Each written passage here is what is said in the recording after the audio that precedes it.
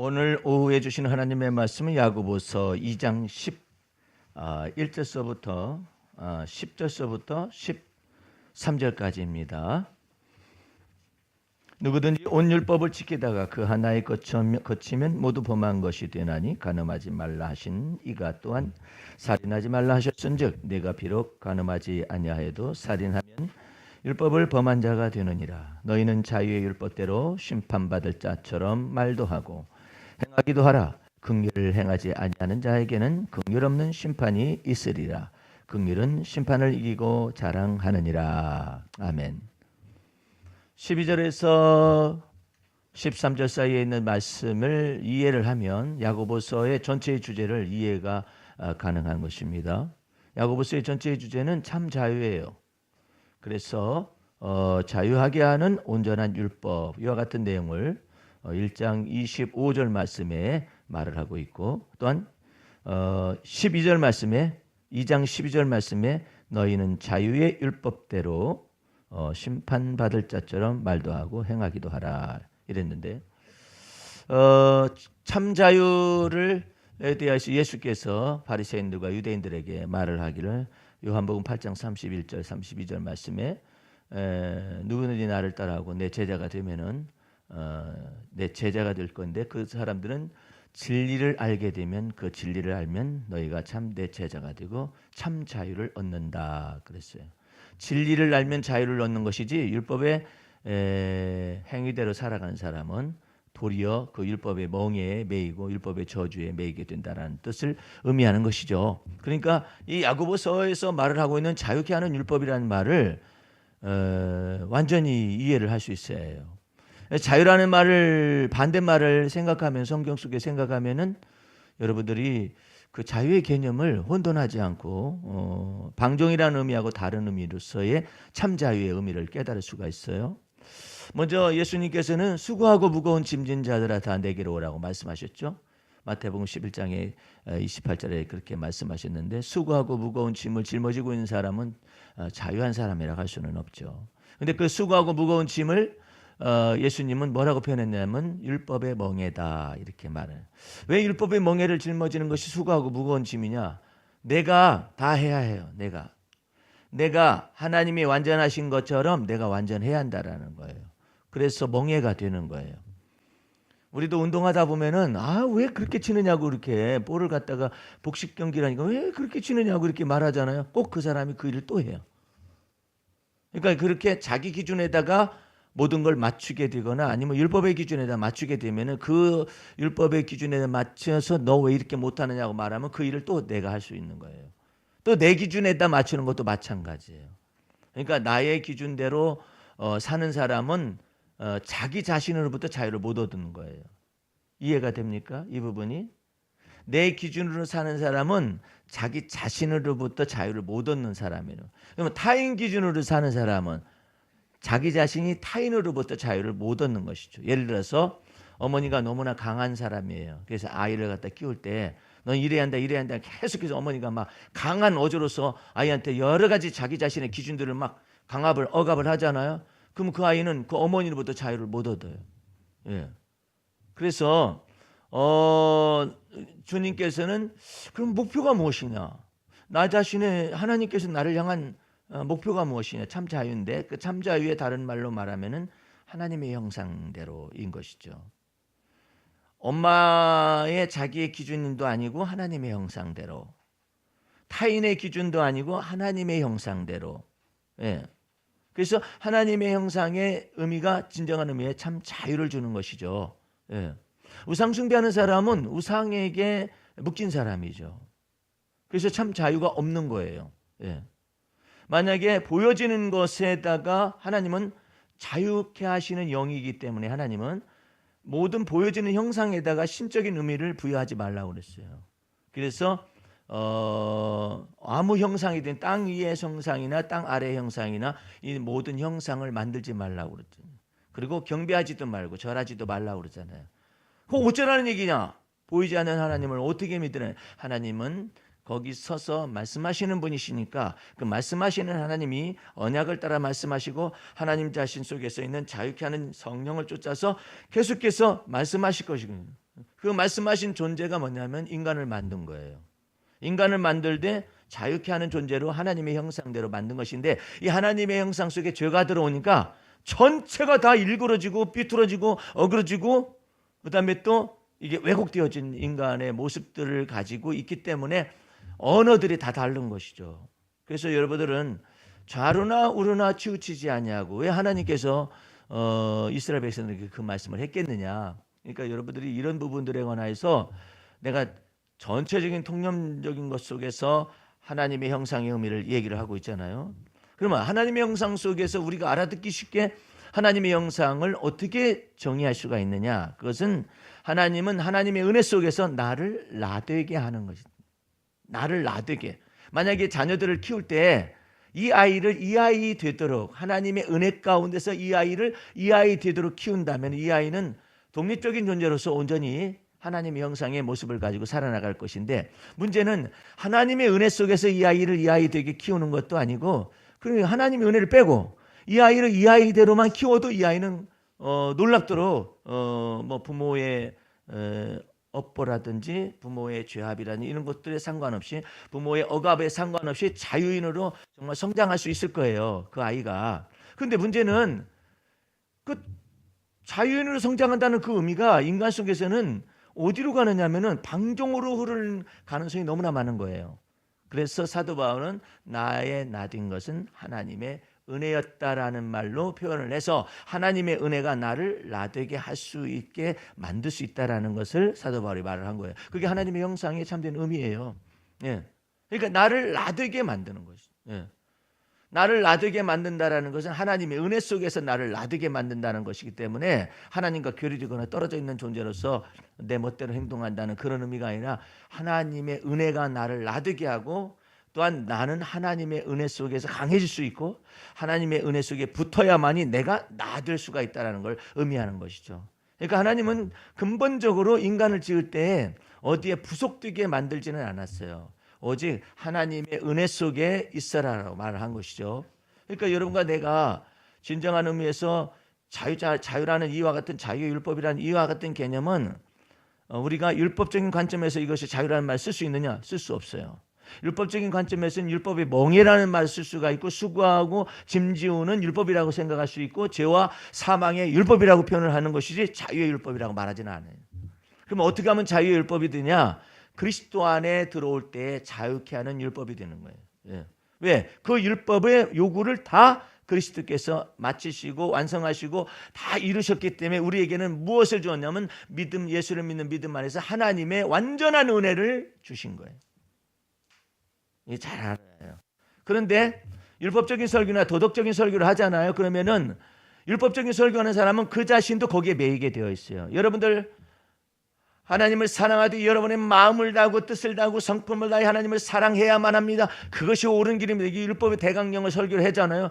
그 사람은 자유한 사람이 아니에요. 그 사람도 자기가, 그러면 하나님께서 물어요. 너 그런 설교를 하기에 너는 마음을 다해서 하나님을 사랑했냐? 너는 뜻을 다해 하나님을 사랑해. 이걸 물어볼 때 사랑하지는 못했는데요. 못했는데 왜 너는 그런 말을 하느냐? 네가 신이냐? 저는 그저 전파는, 왜 그걸 전해? 그걸 전하면 너도 묶이잖아. 그 율법의 멍에 아래로 들어가잖아. 율법의 저주 아래로 들어가잖아. 율법의 행위에 속한 자는 저주 아래 있나니, 그 하나님의 율법을 완전하게 완전무결하게 다 지켜 행하지 못하면 저주 아래 있는 자라고 그랬거든요. 근데 너는 그렇게 하지 못할 걸 네가 왜 하는 거야? 지금요 4월 1일 날 생활법률이 4월 1일부터 시행된다 해가지고 발표가 됐어요. 여러분들 이것대로 하면은 여러분들은 한 달에 수십만 원씩의 저걸 내야 해. 예? 저기 그 벌금을 내면서 살아야 해요. 예? 이게 지금 이 보통 얘기가 아니에요. 이게 좀, 자, 하이패스 통과 시 30km를 준수해야 하는데 4월 1일부터 시행되는 자동차 범칙금 변경 사항이 있는데, 주정차 위반은 4만 원에서 8만 원을 변경한다. 주정차 위반이 4만 원에서 8만 원을 변경해요. 과속 카메라 속도 위반 시 20km 이상마다 모두 2배씩 적용을 합니다. 신호 위반은 6만 원에서 12만 원으로 변경해요. 그다음에 카고차가 있는데 덮개를 설치하지 않을 경우에 벌금 5만 원 부과. 고속도로 톨게이트 통과 시 안전벨트 미착용 시 벌금 3만 원 다 내는 거예요. 하이패스 통과 시 규정 속도는 30km인데 31km에서 50km 사이에 벌금 3만 원에다가 벌점이 없고, 진입 속도가 50km에서 70km 되잖아요. 벌금 6만 원에 벌점 15점. 여러분들 벌점이 관리해야 하거든요. 그다음에 진입 속도는 만약에 70km 이상으로 갔다. 벌금 9만 원에 벌점 3점이 30점이 돼 가지고. 예? 이게 지금 전직 경찰관이 이걸 올렸거든요. 조심들 하시라고, 우리 테니스 한 250명 되는 회원들 앞에서 조심하시라고 4월 1일부터 한다고 이렇게 돼 있는데, 내가 그랬어요. 아니 이거 시행시키고 금방 시행시키고 아니면은 계도 기간이요. 그 답변이 없어요. 내가 볼 때는 이와 같은 것이 나타나 이게 보통 일이 아닙니다. 하이패스에서는 30km를 묶어놓잖아요. 사고 나요. 우리 사고 나요. 하이패스에서 갑자기 멈춰봐. 30km 해가지고 브레이크 잡아봐. 뒤에 차 후당타당 다 사고 난다고. 미안하지만 거기 하이패스 다녀요, 박 집사님? 아니 그럼 박 집사님은 하이패스 다녀요? 가끔인데 몇 킬로로 통과하는 것 같아요? 70km, 70, 80km. 와, 9만 원. 벌점 30점이면 끝나 이제. 저기 교육 받으러 가야 해요. 예. 나도 아주 빠른 속도로 통과를 하는 편인데, 그걸 갖다가 만약에 어떤 촌 사람이요 하이패스를 몰랐어요. 하이패스 들어온 거예요. 촌 사람이 들어온 거예요. 그래가지고 거기서 멈춘 거야. 왜냐면은 이거 이상하다, 이거 이상하다, 내가 이거 잘못 들어왔는가. 그러니까 잘못 들어왔으면 그냥 통과해서 지가 혼자 벌점 먹고 지가 혼자 벌금 내면 되잖아요. 거기서 멈춘 거야. 다 붙죠. 그러니까 하이패스에 관련된 이와 같은 내용들이 그대로 다 적용이 되면은 엄청나요. 그런데 특별히 미국은 더 세요. 내가 보니까 캐나다나 미국은 더 세. 이 교통법규가 엄청 세요. 그래서 이제 세미나를 하러 가는데, 아니 이분이 그 담임 목사님이 나를 데리고 세미나를 이제 데리고 갈 거 아니에요. 아 시간은 많이 이게 거리는 많이 떨어지고 시간이 많이 걸리는데, 여기에서 쉽게 말하자면 저쪽 아파트에 있는 거의 한 50m나 한 30m 정도, 30m 정도 되는 것 같아요. 한 2, 30m 되는 거리, 뭐 10m나 10m에서 20m 그 사이를 유지를 해줘야 해요. 갈 때 차간 거리를. 우리나라 사람들이 그거 적용하면 난리가 나요. 예? 무슨 소리냐, 이 좁아 터진 나라에서. 미국은 나라가 크기라도 크지. 이 좁아 터진 이걸. 그래서 왜 그걸 적용하는 거요? 그랬었더니 상대방에게 왜 압력을 가하느냐 이 말이야. 가까이 차간 거리를 붙여서 왜 상대방으로 하여금 막 압력을 가해가지고 빨리 가나 이런 생각을 만드느냐 이거야. 그러니까 그렇게 하지 말아라 이거야. 그러니까 10m나 20m, 15m나 이 사이를 차간 간격을 두라 이거야. 그래서 이분이 잡혔어요. 잡혔는데 왜 잡혔는가 했더니 다 함정단속 다 합니다. 함정단속자 사복 입은 사람이 함정단속 딱 하는데, 뭘로 걸렸습니까? 그랬더니 차간 거리 유지 안 한 것에 딱 걸린 거예요. 차간 거리 유지 안 한 것으로 걸려가 벌금이 얼마 나오느냐? 예? 100불 나와요. 100불. 예? 10불. 10불이면 12만 원인가 그죠? 10불 딱 나온대요. 예? 10불. 100불? 100불이면 120만 원이야. 100불이 10이면. 어쨌든 그렇게 벌금이 많이 나와요. 그러니까 이 차간 거리, 우리나라 같다면 멱살을, 아직 교통경찰관 멱살을 잡고 9m냐 8m냐 제발 어제 난리가 날 거야. 근데 거기는 공권력에 대항하면 막 즉시 그냥 두들겨 패버리든지 그냥 꼼짝도 못해요. 우리나라는 뭐 경찰을 매달고 음주운전자가 막 가죠. 큰일 나요. 근데 그와 같은 법률이 있게 뭐. 그다음에 차선 변경할 때 우리 그 미국에서 잠시 공부할 때 목사님들이 학교 차를 운전하게 됐어요. 뭐 학교 미국까지 가져갈 수는 없으니까 학교 차를 빌려 가지고 운전하게 됐는데 금방 경찰관이 달려온 거예요. 뭐 때문에 그러냐 했더니 차선이 2차선일 경우에 단독으로 가는 2차선일 경우에 2차선에서 1차선으로 옮길 때 2차선에서 1차선으로 옮길 때 말이에요. 이럴 때 우리는 백밀러 보고 옮기죠. 그렇죠? 그렇게 하면 안 돼요. 이렇게 돼야 해요. 이것을 이렇게 해야 한다니까. 이 고개를 안 돌리고 차선 변경을 했다 해서 딱 걸린 거예요. 얼마나 놀라운 법이에요. 딱 법이면 걸리는 거야. 그래가지고 그 다음부터 목사님들이 학교 차를 빌릴 때는 고개 돌리는 연습부터. 이게 차선 변경할 때 고개를 돌려서 확인하고 차선을 바꾸라 이거예요. 틀린 얘기는 아닌데 우리는 그렇게 못해. 백밀러 딱 보고 백밀러 보는 사람도 있는가 하면 어떤 사람은 짐작으로 옮겨. 짐작으로 옮기는 사람도 있어요. 차선 변경하는 사람 있어요. 그러려니 하고 팍 부딪히죠.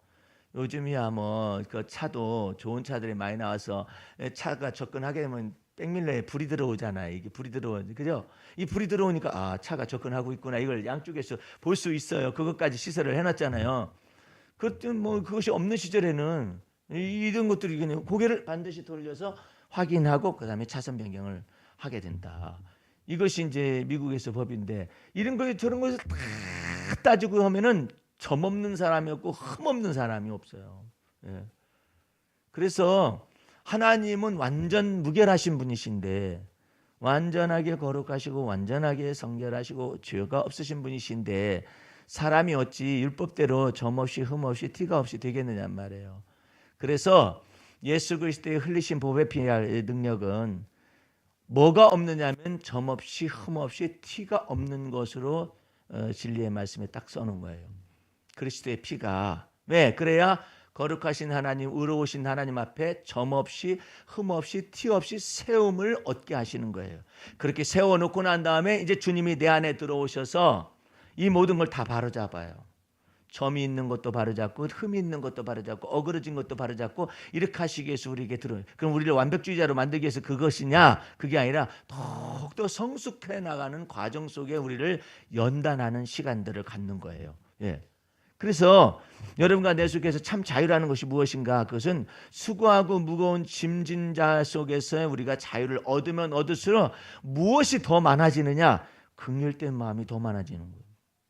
자유를 많이 얻은 사람일수록 죄로부터 멍에로부터 자유를 많이 얻은 사람일수록 더욱더 그 속에 타인을 이해할 수 있는 관용하는 능력이 더 많아져요. 왜? 자기도 그런 사람이었었기 때문에. 자기도 전에 그런 사람이에요. 그 어떤 영화에 보니까는 하여튼 수표를 갖다가 그 고쳐가지고 나 잡아봐라야 한국말로 하면은 나 잡아봐라 하는 그런 영화인데 수표를 다 바꾸고 그다음에 그 무엇을 바꿔가지고 이 사기꾼이거든요. 이 사기꾼이 특별히 수표에 관련된 이 모든 것을 다 위조를 해요. 위조를 해가지고 다 효도도 하고 위조를 해가지고 저것도 하고 항공 자기가 파일럿이라든지 그거 되는 것이 꿈이에요. 근데 그걸 이루지 못했어요. 그러니까 이 파일럿도 전부 다 신분 위장을 다 해가지고 파일럿까지 막 다 되고 이런 과정을 다 밟아요. 그러다가 최종적으로는 수표를 다 위조하고 조작을 합니다. 그러니까 다 하다가 나중에는 그 사람을 계속 추적하는 위조 수표가 자꾸 나오니까 그 사람을 추적을 하게 돼가지고 잡게 되죠. 잡게 되는데 이 사람은 종신형에 처할 수도 있는 사람이거든요. 그런데 그 이후에도 계속해서 수표가 위조 수표가 나오는 거예요. 이 사람 아니더라도 위조 수표가 나오니까 이제 그쪽에서 FBI에서 생각을 한 거예요. 야, 이거 어떻게 하면 좋냐? 이 사람은 그 위조 수표에 대한 천재적인 이와 같은 것인데 이 사람을 채용을 하자. 그래가지고 그 도둑놈 위조 사기범 이 수표 위조하는 놈 이 놈을 갖다가 임시적으로 채용을 했어요. 채용을 해가지고 이 개인적인 경찰이 계속 따라붙습니다. 따라붙으면서 그러다가 계속해서 이 사람은 보면 따가라. 아, 이거 색깔이 이거 변조입니다. 위조입니다. 뭡니다. 보면 따가라. 죄 많이 지어본 놈이 죄인 잡아요. 그래서 다 해가지고 막 특별 휴가도 받고 막 그러다가 이 사람이 죄를 짓고 싶은 욕망이 막 나타나죠. 나타남에도 불구하고 이제 그 사람이 경찰이 따라붙어 너 그러지 말아라. 너 이렇게 하는 거야. 너 충분한 돈이 있지 않느냐. 이렇게 해주면서 어떤 뭐 그런 내용이 나와 있는 영화가 나왔어요. 근데 그 사람은 위조스풀만 보면 다 알아. 아 여기는 여기에서 끝자리에서 뭐가 바뀌었습니다. 종이가 뭐가 바뀌었습니다. 뭐가 바뀌었습니다. 이런 걸 다 알아. 왜? 자기가 다 해봤기 때문에. 근데 예수님은 그걸 다 죄를 져봤기 때문에 아는 것이 아니라 예수님은 사람이 겪을 수 있는 모든 것을 다 경험했을 때 그 속에 죄가 없는 거예요. 예. 그 예수님이 세상 죄를 전체를 담당하시기에 오셔서 이 세상의 모든 어그러지고 티 있는 거, 흠 있는 거, 일그러진 이 모든 세상의 죄악을 전체를 담당하시고 하나님 앞에 속죄제물과 화목제물이 되셔서 그 예수 믿는 자를 점 없이 흠 없이 티가 없이 함을 주시는 하나님의 은혜 속으로 여러분과 나를 이끌어 오신 거예요.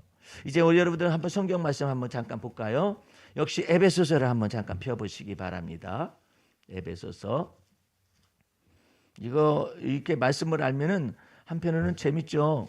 에베소서 5장 26절 28절까지 보시겠습니다. 이는 물로 씻어 말씀으로 깨끗하게 하사 거룩하게 하시고 자기 앞에서 영광스러운 교회로 세우사, 교회로 세웠다라는 것은 속죄의 피를 흘리셔가지고 세운 교회란 뜻이에요.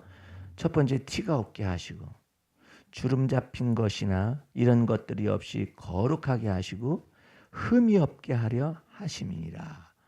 이와 같이 나타난 것이죠. 예? 그러니까 점도 없이 흠도 없는 보배 피로써 우리의 죄악을 다시 어느 정도로 씻었느냐, 씻음 받게 하셨느냐, 점 없이 흠 없이 티 없이 씻음 받게 하신 거예요. 예. 그러니까 여러분들이 주 앞에서 내가 율법을 지켜서 점이 없으려면 율법주의자가 되고 완벽주의자가 되죠. 그런데 내가 아니라 그리스도의 피가 여러분과 나를 하나님 앞에 점 없이 틈 없이 티 없이 거룩하게 하시고 어그러진 것 없이 세우셔서 하나님 앞에 딱 세워주신. 그러므로 여러분과 나는 뭐냐면 그리스도 안에서 하나님이 우리를 만드신 거예요. 하나님의 자녀 삼으신 것이죠. 그래서 이제 그 이후로부터 우리 주님께서 우리 안에 들어오셔가지고 우리를 이제 뭘 빚어 만드시기 시작합니다. 어떻게? 거룩하고 흠이 없도록 만드시기 시작. 아브라함 좀 보세요. 아브라함을 불렀을 때 하나님의 언약의 말씀을 쫓아서 갔잖아요. 근데 믿음의 조상으로 부르긴 불렀잖아요. 근데 계속 흠이 나타나고 점이 나타나고 어그러지고 일그러진 것들이 막 그런 모습들이 나타나고 심지어는 하나님의 언약을 믿지 못해가지고 사라의 말을 들어가지고 이스마엘을 만들어내잖아요. 그 이스라엘 만들어내는 과정 속에서 하나님이 연단하고 훈련하고 그래가지고 무려 이스마엘이 14년의 세월이 지나갈 동안 하나님이 아무런 침묵 속에서도 침묵 속에서 이 아브라함을 훈련을 시킨 거거든요. 그렇게 훈련을 시킨 거고 난 다음에 아브라함이 99세가 되던 때에 하나님이 이처럼 말씀하십니다. 나는 전능하신 하나님이라. 이 하나님의 어법을 보면 놀라운 거예요. 나는 전능하신 하나님이라. 너는 내 앞에서 행하여 완전하라. 내년 이맘때에 사라에게 자식이 있으리라. 이렇게 말을 하시잖아요. 그러니까 아브라함이 완벽해지거나 아브라함에게 완벽을 요구하거나 그러는 것이 아니라 나는 전능하신 하나님이라. 너는 내 앞에서 행하여 완전하라. 하나님께서 완전한 능력을 부으시겠다라는 거예요. 어떻게? 믿음의 조상이기 때문에 그리스도 예수를 믿는 믿음 안에서 하나님께서 이 아브라함을 완벽하게 하셔서 100세 때 자식을 얻게 하시는 이 사건을 경험하게 하시죠. 우리는 그리스도 예수 안에서 하나님께서 이처럼 놀랍도록 이와 같은 놀라운 하나님의 은혜를 주시되 여러분과 내 속에서 완벽하라고 말을 하시면은 어렵죠. 근데 나는 전능하신 하나님이라 너는 내 앞에서 행하여 완전하라 말씀하실 때는 그 하나님께서 우리에게 내가 내게 복을 주고 너를 복에 복을 더주고 또한 내가 너를 번성케 하고 또한 번성케 하리라는 하나님의 언약과 맹세를 스스로에게 하시는 거예요. 율법은 네가 해야 하고 네가 마음 다하고 네가 뜻 다하고 네가 성품 다 할 수 있어야 돼. 네가 목숨까지 다해서 하나님을 사랑할 수 있어야 하는 것이 율법의 명령이고 아브라함과 세운 믿음의 언약은 뭐냐면은 하나님이 친히 자기보다 크신 분이 없어요. 그러니까 하나님이 하나님 스스로에게 맹세를 하신 거예요. 내가 나로 인하여 맹세하노니 내가 아브라함에게 복을 주고 복을 줄 것이며 아브라함을 번성케 하고 번성케 하리라 언약하시고 스스로에게 맹세하신 거란 말이에요. 그 왜 스스로에게 맹세하셨을까요? 그것은 하나님이 보내신 하나님의 아들 그리스도 예수가 오심을 전제로 해서 이와 같은 맹세가 나타났다는 사실을 우리가 알아야 한다는 뜻이에요. 그러므로 여러분과 내 속에서는 하나님께서 참 자유라는 건 뭐냐면 이제부터는 그리스도께서 오셔서 나를 자유케 하셔요. 베드로가 물었어요. 형제가 내게 죄를 범하면 몇 번 용서할까요? 7번 할까요? 그렇게 말했을 때 예수님이 완전한 율법을 먼저 들이댑니다. 70번씩 7번 할 것이냐 이랬잖아요. 그렇게 할 수 있는 인간이 어디 있어? 없어요. 70번씩 어떻게 7번을 해? 불가능해요. 한두 번도 어려워요. 한 번도 어려워요. 근데 어떻게 그게 가능하느냐 이 말이에요. 그것은 그 말씀 가지고 풀어서는 안 돼요. 그 말씀보다도 완전한 율법이고 그것은 완전한 율법인데 그 말씀을 풀어가기 위해서는 자유케 하는 율법이 무엇인가를 알아야 해요. 그 무슨 말이냐면 내가 너희를 사한 것처럼 너도 서로가 용서하라고 그러잖아요. 그리스도께서 우리의 모든 죄를 다 덮으셨잖아요. 죄가 없으신 분은 우리의 죄가 되어 주셨잖아요. 그러므로 내가 너를 판단하지 않은 것처럼 너도 다른 사람을 판단하지 말아라. 예? 그 속에서부터 우리는 참 자유를 얻게 돼요. 70번씩 7번 그거다 무슨 상관이 있어요? 하나님 보실 때는. 예? 네가 만약에 선악간에 판단 하나님이 하실 것을 믿고 그 모든 보복도 하나님이 하실 것을 믿는다면은 상급도 네게 주실 걸 하나님께서 하실 걸 믿는다면 너는 그 사람에게 매이지 아니할 수가 있다. 너는 그 사람의 죄에 묶이지 아니할 수가 있다. 너는 너 자신에게도 나는 왜 이런 인생을 살아야만 하는가라는 걸 자기 자신에게도 묶이지 않는다. 오직 너를 판단하시고 나를 판단하실 분은 하나님이시니라. 예? 그 속에서 참 자유를 얻을 수가 있는데 누가 그런 참 자유를 많이 얻었냐면 다윗이 그런 자유를 많이 얻었어요. 다윗에게는 실질적인 원수대적이 있었잖아요. 사울왕이라는 원수대적이고 집단적으로 있었잖아요. 그랬는데 사울왕에 대하여서 다윗이 참 자유를 얻는 방법을 하나님께로부터 배운 거예요. 사울왕을 죽일 수 있는 그런 환경 속에서도 다윗이 말을 합니다. 왕이시여 왕과 나 사이에 하나님이 의로운 재판장이시므로 내가 당신을 처결하지 않겠습니다. 내가 당신을 판단하거나 정죄하지 않겠습니다. 왜? 선악간에 판단하실 분은 오직 하나님이시기 때문에. 뿐만 아니라 내게는 당신에 대한 원통한 마음이 있고 당신에 대한 정말로 피 맺힌 절규가 있는데 이 모든 것에 대해서 누가 내 인생을 보상해 줄 것인가에 관련된 것도 하나님이 선악간의 왕사의 나를 판단하실 뿐만 아니라 나를 보상하실 분도 하나님이십니다. 그것을 온전히 믿었어요. 우리가 상대방을 용서하지 못하는 이유 중에 한 가지가 뭐냐면 보상 문제예요. 보상 문제. 그러면 내 인생은 어떻게 되나? 이 보상 문제가 이거예요. 첫 번째는 판단의 문제예요. 내가 판단하잖아요. 내가 얽혀요. 상대방을 안 얽힐 수가 있어요. 근데 내가 얽혀요. 내가 판단했으므로 얽히는 거예요. 저 나쁜 놈. 예? 아니 내 차를 갖다 어제 밤중에 누가 긁어놨어요. 긁어놨는데 전화가 왔길래 뭐 알지 못한 전화에게 좀 나와보시겠습니까? 근데 아주 젊은 아이인데 예? 내 차가요 이 큰 차잖아요. 그러니까 큰 차이기 때문에 저쪽에서 밀려가지고 2칸 정도 되는 것에 가운데 서 있었어요. 왜냐하면 저쪽 밀려가지고 안 되니까. 그러면 이만큼 남았잖아요. 이게 주차를 못해 이걸? 남았잖아. 그럼 지도 이렇게 넓게 하면 되잖아. 꼭 와가지고 그걸 부딪혀 긁고서 그렇게 해놨어요. 이게 어떤 놈이 이러는가 이렇게 생각하지만 정말로 내가 이 새 차를 갖다가 그렇게 해놓다니 말이야. 이게 제자 훈련 갈 때 그거 가지고 가야 할 텐데 만약에 저기 제자 훈련 반팀에 보면 뭐라 하겠어요? 목사님 사고 치고 오셨어요? 말이라도 제대로 하면 좋지. 사고 치고 오셨어요? 그래봐. 아니면 누가 가해자가 그랬나 어쨌다 이렇게 얘기할 수도 있는데 그래가지고 내려가 보니까는 그걸 긁어놨는데 중고차 아주 싼 차를 가지고 이제 운전 배우는 젊은 청년이었어요. 대학생 같이 보이는. 돌돌돌 떨고 있어.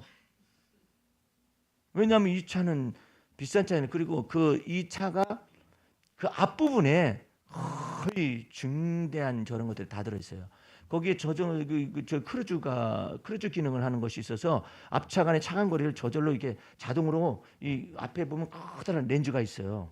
이 차 앞에 가면은 이만한 렌즈가 있어요. 그 렌즈가 차간 거리를 다 조절하는 거예요. 그러니까 앞부분에 굉장히 많은 중요한 것들이 거기 담겨 있기 때문에 이 차들, 요즘 차들은 이제 그런 것들이 값이 많이 나가죠. 근데 이 친구가 덜덜 떨고 있는 거야. 그래서 내가 손을 잡아줬어요. 떨지 말라고. 응?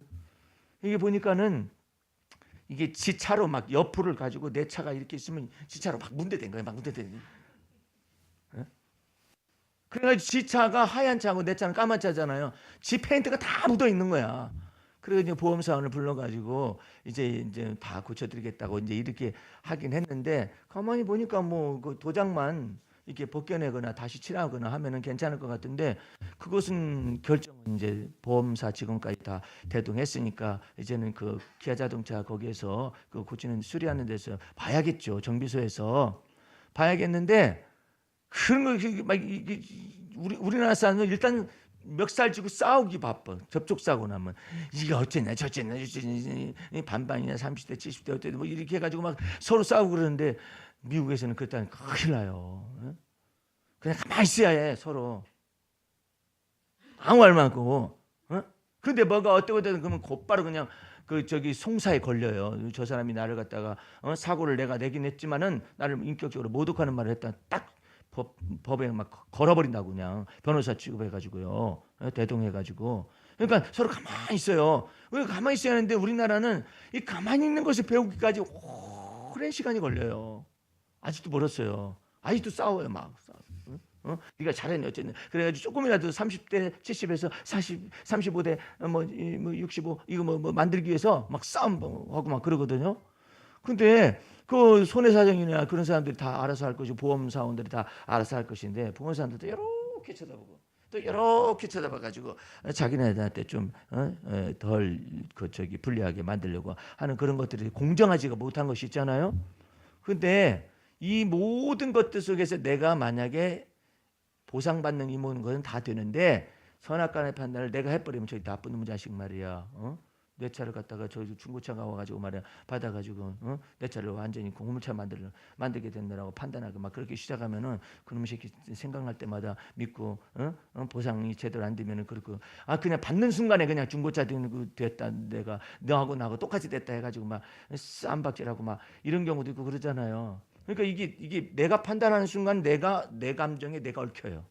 그래서 참 자유가 없는 거예요. 그래서 하나님께서는 나를 나되게 하고 참 자유를 얻게 하시기 위해서 무슨 말씀을 하시느냐면은 판단하실 분은 주님이시라는 것 때문에. 그럼 여러분 가운데 어떤 분은 그래요. 그럼 모든 것은 다 하나님이 판단하시 이렇게 말을 믿지 않는 사람이나 아니면은 접촉사고 낸 사람한테 모든 건 다 하나님이 판단하시니까 걱정 말고 가세요. 이러면 되거든요. 그건 주님께서 네 마음속에 얽히지 말라는 얘기예요. 네 마음속에. 예? 모든 건 다 하나님 판단하시니까 도둑놈이 왔어서 또 모든 건 다 하나님 판단하시니까요. 가지고 가세요. 이래? 예? 그건 아니지. 예. 그러니까 1차적인 법률이 있어요. 이에는 이고 눈에는 눈이에요. 그 1차적인 거예요. 예. 거기에서 완벽히 한 율법이 있죠. 그 완벽히 한 율법보다 더 높은 율법이 뭐냐면 자유케 하는 그리스도의 율법인 거죠. 그러니까 여러분과 내 마음 중심 속에서 이런 것이 7번이나 용서하거나 아니면 원수를 사랑하고 뭐 어쩌고 저쩌고 그게 쉬운 일인 것 같아요. 어려운 일인 거예요. 안 되는 거야. 원수를 사랑하라는 말 자체가 어긋난 말이에요. 그 언어는 이 세상의 언어가 아니에요. 이 세상의 언어는 뭐예요? 이에는 이고 눈에는 눈이에요. 네. 그럼 원수를 사랑하는 이 언어는 뭐냐? 하늘나라로 가는 하나님 나라에 이르는 사닥다리인 거예요. 근데 그게 가능하느냐? 불가능해요. 원수 사랑하는 것이 불가능해요. 보세요. 나한테 원수가 있어요. 원수가 있는데 내가 그러면 내 탓이다 생각하고 접고 들어가겠다 하잖아요. 그러면 저 사람은 자유하겠죠. 원수가 자유할 거 아니에요. 그렇지만 그 부담이 내게로 다 들어와서 내 속에 맺혀요. 내가 자유를 못 얻어요. 내가 참 자유인이 못 돼요. 그러면 나한테 그냥 내 탓이려니 이렇게 생각한단 말이에요. 이 로만 카톨릭적인 이와 같은 사고방식인데 그것은 옳지 않아요. 예. 인간은 이 머리가 너무 정교하게 만들어져 있기 때문에 내 탓이거니 해도 내 탓이거니 한순간에 저 나쁜 놈의 새끼 이게 된다니까요. 이게 인간의 dun이에요. 어쩔 수가 없어요. 그러니까 누군가가 내 속에서 공정한 판단을 내려줄 수 있는 절대대가 계시다면 나는 내 탓이라는 것도 있고 다른 탓, 남 탓이라는 것을 벗어나서 내가 참 자유를 누릴 수가 있을 텐데 그게 믿어지가 않잖아요. 예수 안 믿는 사람은. 예수 믿어도 선악간의 판단은 하나님이 하실 것이라는 걸 믿지 않으면은 이 자유가 주어지지가 않아요. 예? 근데 이제 내가 내 탓이려니 하게 되면 내게 부담이 와요. 그래 내 두뇌 속에 계속 생각나서 괴로워요. 견딜 수가 없고 풀 수가 없어요. 그런데 선악간의 판단하실 분은 하나님이시고 선악간의 판단은 하나님이 하신다 하지만 그래도 내게 부담이 뭐냐면 그러면 나는 손해를 입은 내 마음은 누가 보상할 거냐, 이 두 번째 문제가 남아있는 거예요. 다윗은 이것을 정확하게 알았어요. 왕과 나 사이에 판단하실 분은 재판장이신 하나님이 판단하실 뿐만 아니라 왕에게나 내게 하나님께서 보상을 하시되 하나님께서 내게 공정하게 보상하실 것입니다. 왕에게는 하나님께서 보복하시려니와 내게는 하나님께서 상급으로 보상하실 것입니다. 이 보상까지 다 받아들이니까 다윗의 마음속에 다 풀어진 거예요. 생각과 판단 속에서 정죄하는지 아니면 저주하고 싶은 생각이 다 풀어지고, 그 다음에 그러면 내 인생은 어떻게 된단 말이냐. 내가 이처럼 십수년간을 이렇게 쫓겨다녔는데 내 인생을 당신은 보복을 하나님께서 하시지만 내 인생에 관해서 어떻게 할 것이냐, 이 문제가 있거든요. 근데 다윗은 거기까지 믿은 거예요. 예? 공의로우신 하나님, 공정하신 하나님이 나를 갖다가 보상하실 것을 나는 믿는다. 그렇게 말하니까 뭐 그것까지도 하나님도 믿지도 않고 보상하는 것까지 믿지도 않는 사울왕 입장 속에서는 저는 무슨 허튼 소리를 하고 앉아 있는가, 그렇게 생각할 수 있을지도 모르죠. 그러나 다윗은 그 하나님의 선악간에 판단하시는 재판장이신 하나님을 믿고 보상까지도 하실 하나님을 믿었기 때문에 하나님께서 다윗의 생애 속에서 따라 미치면서 내 평생의 주의 선하심, 내 평생의 주의 인자하심, 내 평생의 주의 놀라운 은혜로우심이 나를 정령 따라 미쳐가지고 내가 영원토록 아버지의 집에 거할 것이다 라는 소망까지 나타내요. 할렐루야.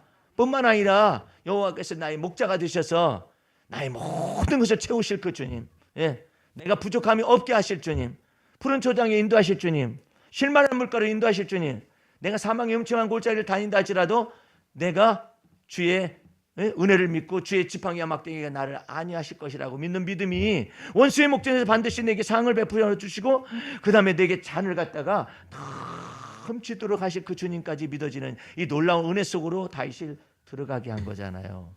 오늘 여러분들 주 앞에서 진리의 말씀은 이것은 겉으로 쏘는 거예요. 온 율법은 내 이웃을 내 몸같이 사랑하라 한 것을 다 이루었다. 겉으로 쏘는 것이죠. 그런데 그것을 해석하는 것이 뭐냐면 자유의 율법이라는 개념이에요. 이 자유의 율법은 그래 자유죠 이런 식으로 되는 게 아니에요.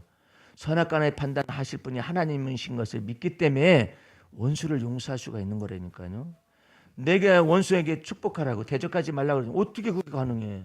내게 악으로 악을 갚는 사람에게 어떻게 내가 악으로 악을 갚지 않는다면 불가능한 거예요. 내게 욕해요. 그러면 나도 욕하고 싶은 것이 사람의 인지상정이죠. 근데 어떻게 복을 빌어줄 수가 있느냐 말이에요. 그건 써는 완전케 한 율법이에요. 그럼 어떻게 해야 그게 가능하느냐? 내 속에서 자유의 율법을 가지고 있는 사람은 그리스도께서 나를 판단하시지 않은 것처럼 나도 저 사람을 판단하지 않아. 그리스도께서 나를 갖다 정죄하지 않은 것처럼 나도 저 사람을 정죄하지 않는다. 이 속에 있는 거예요. 또한 보상하실 것도 다윗이 믿은 것처럼 그대로 하나님께서 나를 보상하실 것이다. 그런데 사람들의 세계 속에서는 하나님이 보상하셔? 하나님이 어디 계신데? 이런 입장이 있잖아요. 그런데 하나님이 보실 때는 다윗이 그처럼 하나님을 믿었기 때문에 판단하실 분도 하나님이시고 보상하실 분도 하나님이라고 믿었기 때문에 하나님이 다윗의 평생의 선하심과 인자하심을 끊지 않았더라 이 말이에요. 할렐루야. 다윗이 위기에 처했었잖아요. 위기에 처했음에도 불구하고 하나님이 다윗에게서 후손을 끊지 아니하시고 계속해서 다윗의 등불이 꺼지지 않게 하신다 이 말. 여러분들이 그 열왕기 상하를 읽다 보면은 사무엘 상하 말고 열왕기 상하를 읽다 보면은 아주 특별한 마지막 결론적인 언어가 이렇게 다 있어요. 유다의 왕이 끊어지지 않는다 그랬죠. 치리자의 홀이 끊어지지 않는다 그랬잖아요. 근데 유다의 사악한 왕이 너무나 많아요. 너무나 많아요. 이런 나쁜 놈이 왕이 있을까 할 정도로 사악한 왕이 많거든요. 근데 그 끄트머리에나 앞에 붙이는 것이 있어요. 여호와께서 유다를 멸하시려고 작정하셨을 때 하나님께서 말씀하셨어요. 내가 유다 왕국의 다윗의 등불이 꺼지지 아니하게 하리라 하심이 생각나서, 이러면 언어가 있어요. 다윗의 등불이 꺼지지 않게 하리라 하심이 생각이 나서, 오늘 여러분들 저 앞에서 내가 산자의 땅에 있음이요 내가 여호와의 은혜 볼 것을 믿었도다. 그러므로 내 영혼아 하나님을 바라되 담대히 바랄지어다 그러죠. 내가 사는 모든 날 동안에 주의 인자하심과 주의 선하심이 나를 따라 정령 미쳐서 나를 따라 미칠 것을 마음속에 믿으면은 여러분의 생이 복되고 아름다워질 수 있어요. 그래서 여러분들이 마음속에서 억울하고 원통하고 이 모든 것들을 다 선악간에 판단하실 분은 하나님이시라고 믿어서 이걸 쏟아내잖아요. 쏟아내면은 하나님이 반드시 그것에 대해서 여러분에게 판단해 주실 거예요. 공평한 판단하실 것이고 보상도 공평하게 보상하실 거예요. 이제 여러분들은 이 말씀을 믿고 있어요. 내가 하나님이 자기를 가리켜 맹세하여 내가 반드시 너를 복주고 복줄 것이며 번성케 하고 번성케 한다. 여러분들 이게 아브라함서부터 내려오고 야곱에게서 구체화됐어요. 그러면서 이 이삭이 야곱에게 축복 기도를 할 때 이 비슷한 내용을, 동일한 내용을 말을 합니다. 네? 이 야곱이가 장자의 명분과 축복을 사모해서 이제는 도망가기 전 외삼촌 집안으로 형의 에서의 눈을 피해서 칼날을 피해서 도망가는 직전에 축복 기도를 쌓아줍니다. 내 아들의 향취는 여호와의 밭에 심겨온 향기로운 이와 같은 향취이며 내 아들이 일구는 모든 밭은, 그 다음에 땅은 기름진 땅으로서 하늘의 이슬이 다 내리는 땅이요 너의 형제들이 너를 갖다 주라 섬길 것이다 하면서 그냥 이 선교, 이 땅끝까지 선교의 이 모든 내용을 다 축복 기도합니다.